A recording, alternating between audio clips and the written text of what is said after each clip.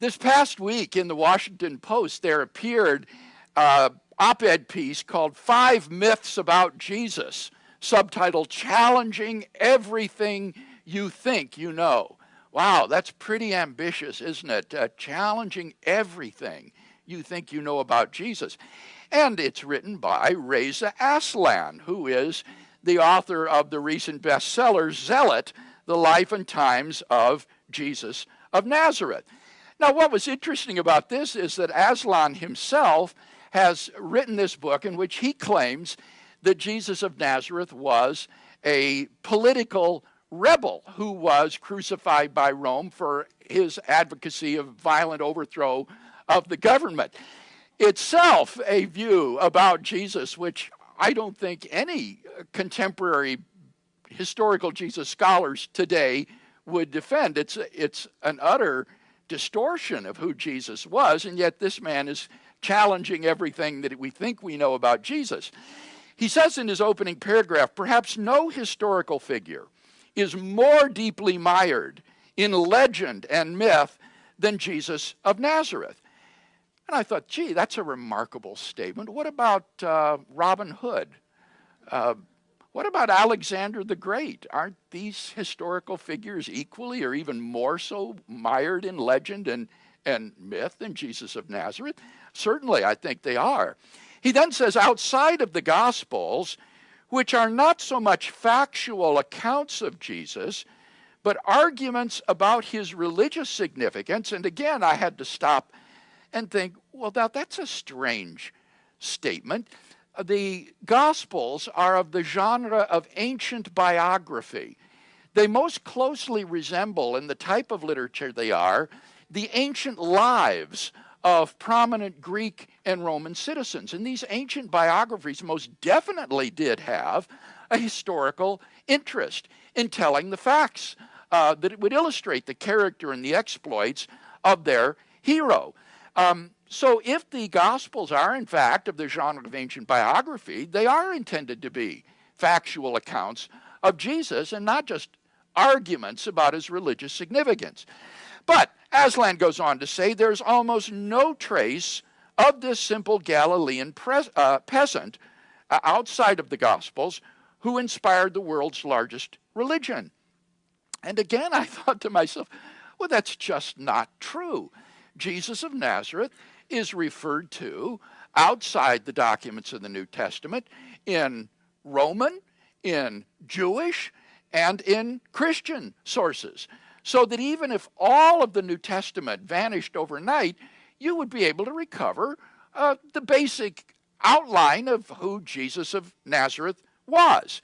Moreover, there's a deeper prejudice that this statement evinces.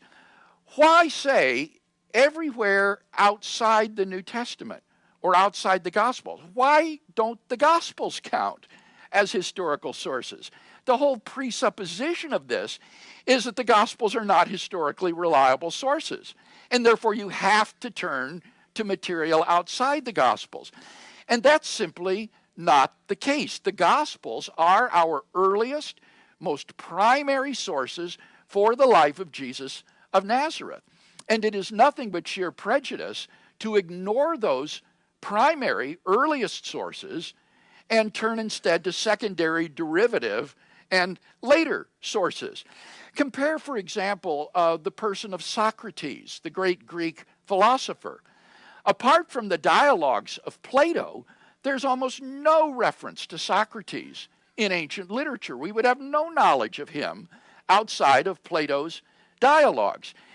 Contrast that with the New Testament, where we have 4 individual biographies written of Jesus, as well as numerous references and information about him found in the letters of the New Testament.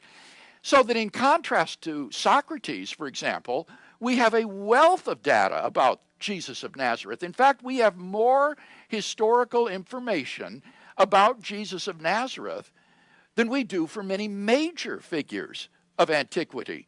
So although he was an obscure Galilean preacher, nevertheless, and ironically, we have a very great deal of information about this historical person. Aslan then goes on to say, but there's enough biblical scholarship about the historical Jesus to raise questions about some of the myths that have formed around him over the past 2,000 years. Yes, I thought, and enough historical scholarship to reconstruct the broad outlines of the life and ministry of Jesus of Nazareth and to show the historical credibility of the Gospels as historical sources for Jesus. So I think you can see what a spin this man is putting on biblical scholarship concerning the historical Jesus. Well, what are some of these myths about Jesus that historical scholarship has undermined? Well, when you begin to read the list, it's very evident that he's using the word myth not in a technical sense, as in the study of mythology, but he just means falsehoods, basically. Some falsehoods about Jesus that have been exposed by New Testament scholarship. Well, what are these?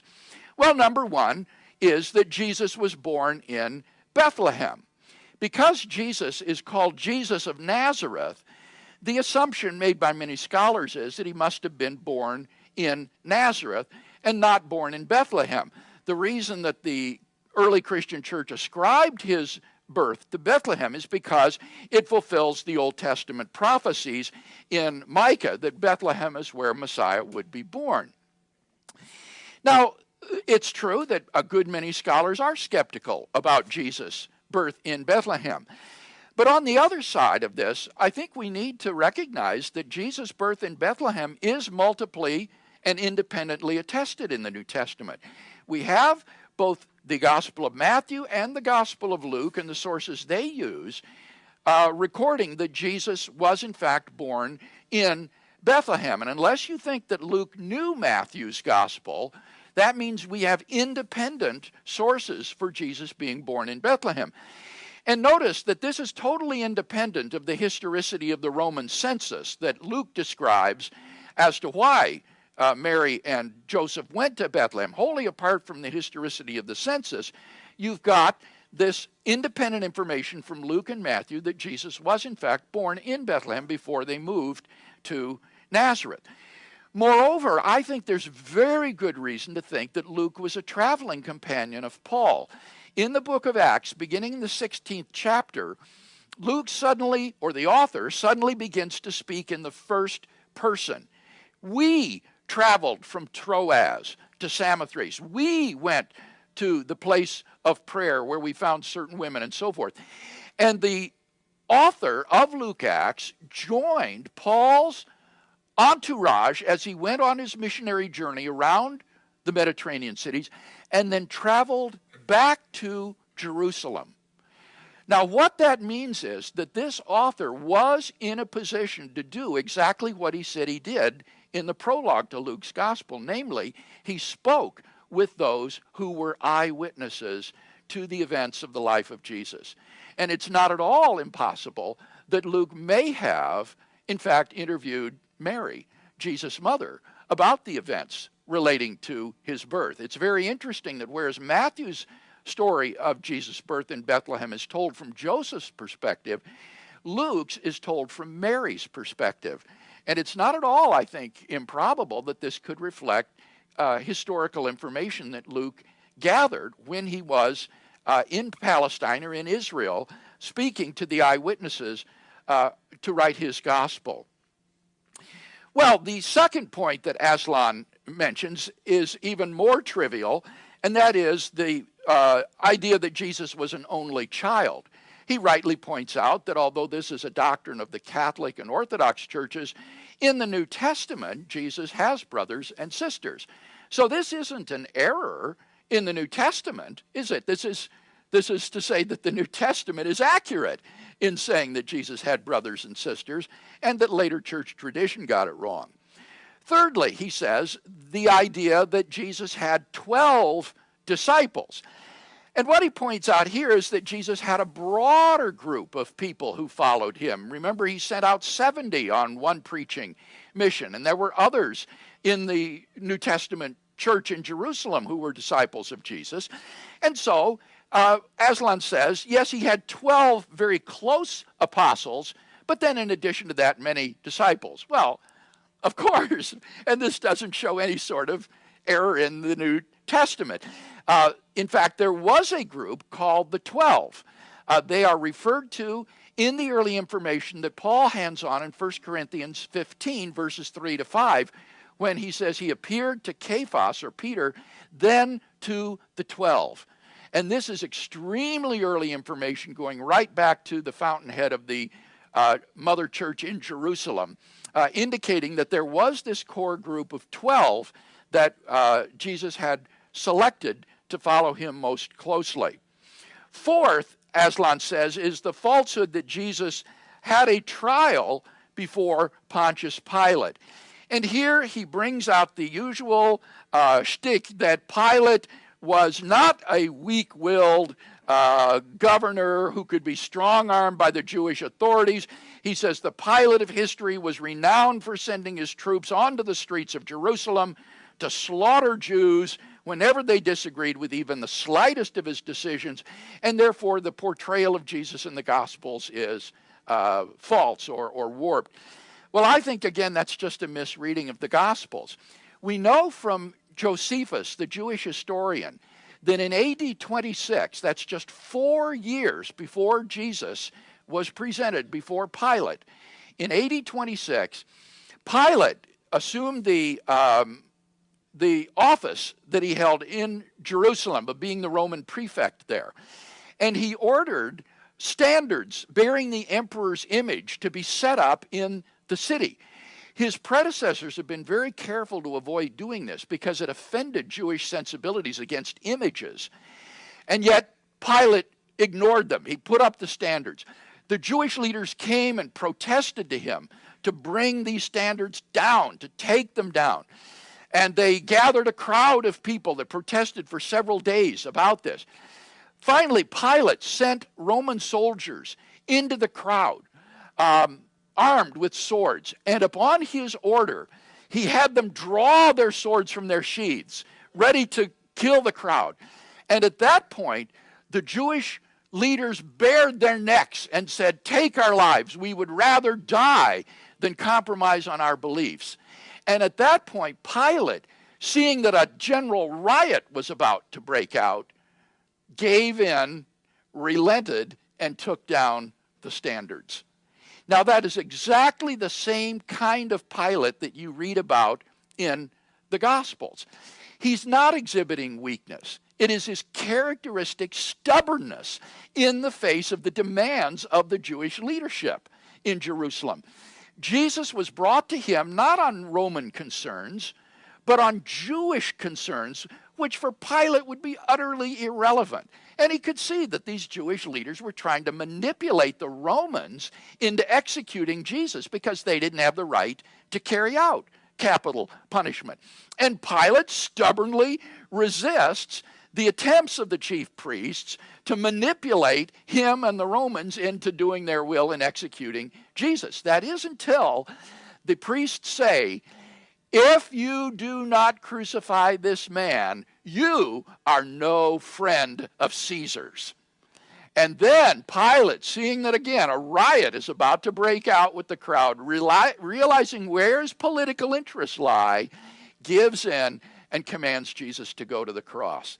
So I think that far from giving us an unrealistic picture of Pilate, the Gospels give us a very realistic picture of the man that we know to have been the Roman prefect during Jesus' time. Finally, the fifth point that Aslan attacks is that Jesus was buried in a tomb. And this is remarkable because this is one of the facets of the historical Jesus that is acknowledged far and away by most historical Jesus scholars today, that Jesus was in fact buried in a tomb by a member of the Jewish Sanhedrin, Joseph of Arimathea. Aslan says the Gospels say that after the crucifixion, Jesus' body was brought down from the cross and placed in a tomb. If that were true, he says, it would have been because of an extremely unusual, perhaps unprecedented act of benevolence on the part of the Romans. Now notice that he doesn't have any specific evidence to show that Jesus was thrown by the Romans into some sort of a pit, a shallow earth grave, where his bones could be dispatched. He's just going on the basis of the general background knowledge that we have of that time. But that background knowledge can be overweighed or outweighed by the specific evidence that we have in the case of what happened to Jesus of Nazareth. And when you look at the specific evidence, what we find is that, in fact, Jesus was not dispatched by the Romans in a mass grave, but rather he was buried properly by an emissary of the Sanhedrin named Joseph of Arimathea. What are some of the reasons that have caused New Testament scholars to come to this conclusion? Well, first of all, the honorable burial of Jesus in the tomb is attested in multiple independent early sources. All of our sources are unanimous in saying that Jesus was buried by Joseph of Arimathea. And some of these sources, like the pre-Markan Passion story, on which Mark bases the Passion, and the information in 1 Corinthians 15, 3-5 are some of the earliest materials in the New Testament. So the honorable burial of Jesus is not a legend or a myth that grew up decades and decades after Jesus was dead and gone. Rather, it goes right back to the earliest New Testament church in Jerusalem. Secondly, Joseph is probably the historical person that buried Jesus. We actually have very good reasons to think that Jesus was buried by this man, Joseph of Arimathea. Namely, if Jesus had not been buried by Joseph, then any later legend or myth would have had Jesus' faithful disciples bury Jesus in the tomb. Or maybe the members of his own family place him in the tomb. In fact, this Christian inclination is so strong that when you look at modern passion plays or even Mel Gibson's movie The Passion, who buries Jesus in those movies? It's not just Joseph of Arimathea, it's his mother who is there attending to the body carefully, his family members, or John, the disciple. The disciples are there. Very different from what you have in the Gospels. It would be a source of real embarrassment to the early church to have the disciples all hiding in cowardice from the Jewish authorities, while Jesus is given a proper and honorable burial by a member of the Jewish Sanhedrin, the very court that condemned Jesus to death. So the criterion of embarrassment strongly supports the historicity of Jesus' burial by Joseph of Arimathea. Thirdly, the story has what's called verisimilitude. That is to say, it corresponds to what we know about what was done at that time. The Romans honored Jewish sensibilities about not leaving people on the crosses overnight because it would defile the land and defile the Passover. And so they would allow the Sanhedrin to take care of these bodies and get rid of them. They would break the legs of the victims so that they would expire quickly and not remain on the cross. Moreover, archaeological finds of first century tombs show that tombs with a disc-shaped rolling stone are very rare in the first century. We only have about 4 tombs extant from the first century that have this kind of disc-shaped rolling stone over the door. And whom did these kind of tombs belong to? They belonged to members of the Sanhedrin and other wealthy members of Jewish society, like the chief priests. And the way the tomb is described makes it very evident that that is the kind of tomb in which Jesus was interred. So it fits very beautifully in with the story of Jesus' burial by Joseph. Finally, the earliest Jewish polemic never denied that Jesus was properly buried and that the tomb was empty. What did the earliest chief priests and Jewish authorities say when the disciples began to preach Jesus' resurrection? They said the disciples came and stole away his body. They didn't say that his body had been dispatched by the Romans and it was now lost, or that it was still there in the tomb.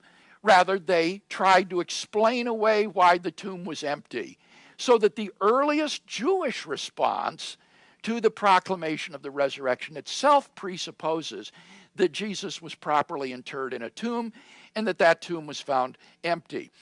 So, in fact, none of these supposed myths that Aslan identifies about Jesus are, in fact, I think, palpable falsehoods. Well, or I shouldn't say they're not falsehoods on the part of the New Testament. That is to say, the idea that Jesus was an only child or that he had only 12 disciples rather than more is not something that is affirmed by the New Testament.